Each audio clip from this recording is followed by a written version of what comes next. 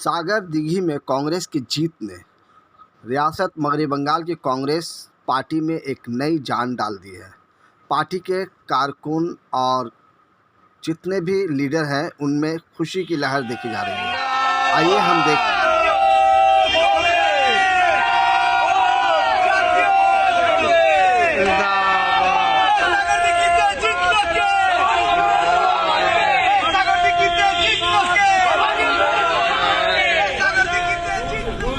मगन विश्वास की जीत सागर दिघी के उन मजलूमों की जीत है जिनके ऊपर रात दिन जुल्म किया जा रहा था रूलिंग पार्टी के गुंडों के ज़रिए, पुलिस के ज़रिए, और वहाँ की अवाम ने अपनी ताकत को दिखा दिया है। इसी का नाम डेमोक्रेसी है, जमहूरियत है। राहुल गांधी के भारत जोड़ो यात्रा का इम्पैक्ट कहीं ना कहीं पश्चिम बंगाल में भी पड़ा है, जिसकी वजह से ये जीत हुई है। तो आने वाले 2024 इलेक्शन में देखिए, ये कई फैक्टर है इसमें जीत का। राहुल गांधी के भारत जोड़ो जो प्रोग्राम था उसका असर सिर्फ बंगाल में नहीं, सिर्फ केरल में नहीं, सिर्फ कन्याकुमारी में नहीं, कश्मीर में नहीं, पूरे हिंदुस्तान में उसका असर है। क्योंकि राहुल गांधी का जो ये भारत जोड़ो का प्रोग्राम है वो सिर्फ पद यात्रा नहीं था, बल्कि एक आइडियोलॉजी के ख़िलाफ़ जिहाद है। और वो आइडियोलॉजी फ़िरका परस्तों की आइडियोलॉजी के ख़िलाफ़ सेकुलर पार्टी के तरफ से ये जिहाद था। और ये फिरका कौन सी पार्टी? RSS BJP. अच्छा। तो उनके खिलाफ, चूँकि वो लोगों का आइडेंटिटी खाने पीने से समझते हैं, अच्छा, लिबास से समझते हैं, अच्छा, ज़ुबान से समझते हैं, और उसके ख़िलाफ़ हमेशा कांग्रेस मौलाना आज़ाद, नेताजी सुभाष चंद्र बोस और गांधी की क़यादत में हमेशा लड़ता रहा है। तो उसी को रिपीट किया है, उसी स्पिरिट के साथ राहुल गांधी ने पूरे कन्याकुमारी से कश्मीर तक तकरीबन 3,500 किलोमीटर का पदयात्रा किया, और इसका असर बहुत अच्छा पड़ा है। समाज में जो विभाजन की राजनीति थी उसमें जो शिद्दत आ गई थी, उस शिद्दत में धीरे धीरे कम हुआ है। लोग समझना शुरू कर दिया है कि हिंदुस्तान के लोगों का पहला मांग है कि महंगाई कम हो, बेकारी ख़त्म हो, यहाँ पर हाँ बेकारी ख़त्म हो, क्योंकि बेकारों की तादाद जो है वो आसमान छू रहा है।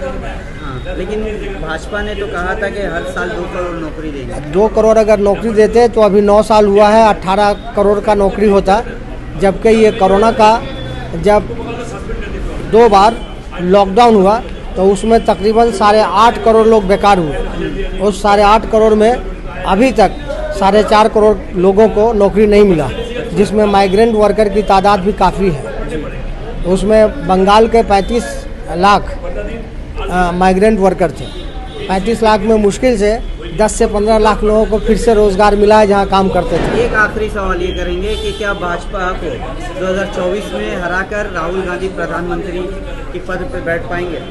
देखिए, मैं किसी का नाम नहीं लेना चाहता, लेकिन इतना कहना चाहता हूं कि कांग्रेस एक वाहिद पार्टी है जो जब से कांग्रेस का जन्म हुआ है कभी भी भाजपा के साथ कंप्रोमाइज़ नहीं किया, हमेशा उसके ख़िलाफ़ लड़ती रही है, वो सावरकर के टाइम से अभी तक।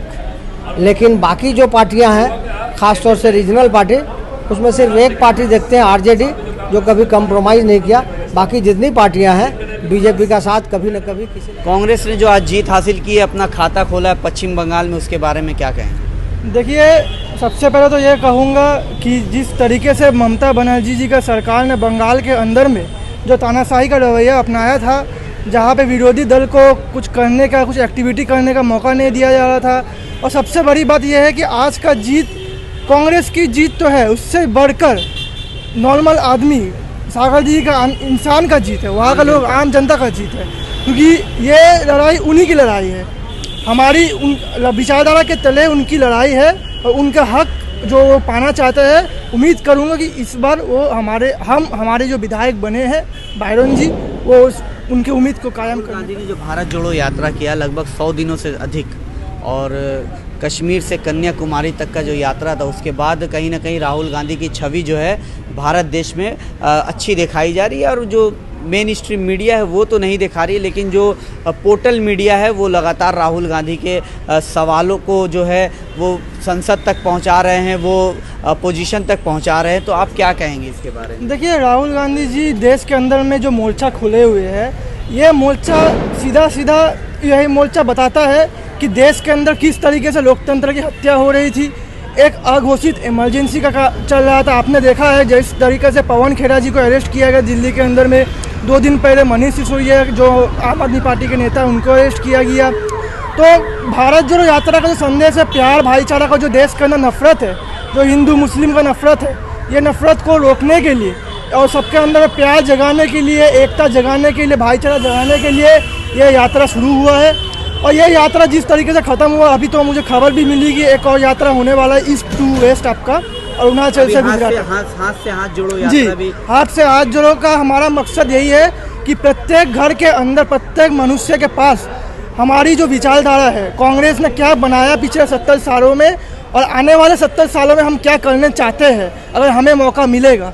तो यही हाथ से हाथ जोड़ो का मोटिव है कि यही हम लोग बताएंगे लोगों को कि हमने जो आज दिया, जो आज मोदी सरकार बेच रहा है, दीदी सरकार बेच रहा है मिलजुल के, और हम अगर आते हैं सत्ता में तो आने वाले 70 साल में हम क्या करेंगे, भारत को कहाँ लेके जाना चाहते हैं, यही हमारा मोटिव है। बहुत बहुत धन्यवाद।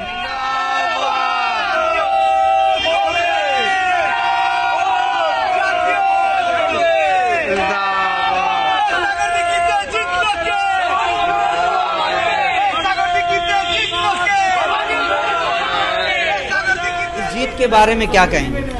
देखिए, पिछले लास्ट असेंबली इलेक्शन हुआ था, तब कांग्रेस को एक सीट भी नहीं मिले थे। अच्छा। उसके बाद आप देखा क्या ऐसे वायलेंस हुआ स्टेट पे अपोजिशन के ऊपर, और आप देखते हैं कि काफ़ी एक साल से किस तरह से उन लोगों का जो मिनिस्टर है प्रेजेंट ममता गवर्नमेंट का, सब सीबीआई का हाथ में पकड़ जा रहा है करप्शन का चार्जेस में। अच्छा। और जिस तरह से बेरोजगार बढ़ रहा है अभी हमारा राज्य और प्रदेश में, आप जानते हैं कि अनएम्प्लॉयमेंट जो यूथ है वो बहुत गुस्से में है गवर्नमेंट के ऊपर। अभी यूथ लोग चाहते हैं कि उनको हटाने के लिए, आज का रिजल्ट उसका इफेक्ट है। तो ये आज जो खाता खोला है कांग्रेस ने, बैरन विश्वास के नाम से एक जो खाता खोला है, पहले विधायक भी बने हैं वो पश्चिम बंगाल में कांग्रेस की तरफ से।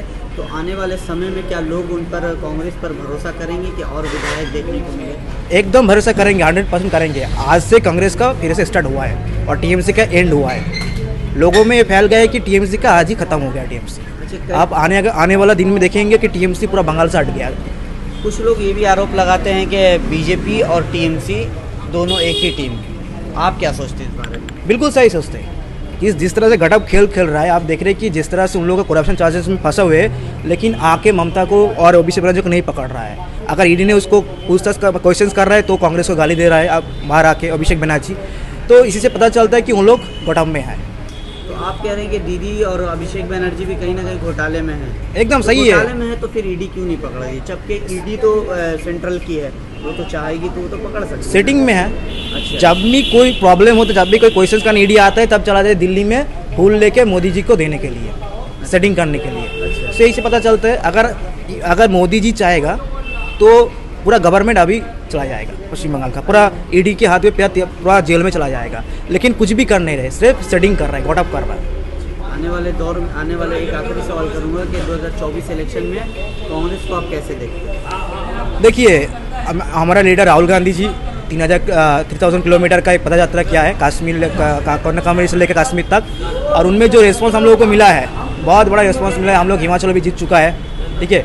तो इसी से पता चलता है कि आने वाला दिन में कांग्रेस के लिए एक बहुत बड़ा अच्छा दिन आने वाला है। सिर्फ कांग्रेस के लिए नहीं, पूरा इंडिया के लिए, क्योंकि पूरा इंडिया मोदी के ऊपर गुस्से में है। आप देखें कि इलेक्शन खत्म हुआ, गैस का दम बढ़ा दिया। तो आम आदमी 2024 में आने वाले दिन में राहुल गांधी जी को और हमारा कांग्रेस पार्टी को चुनेगा और मोदी जी को उकड़ के फेंक देगा।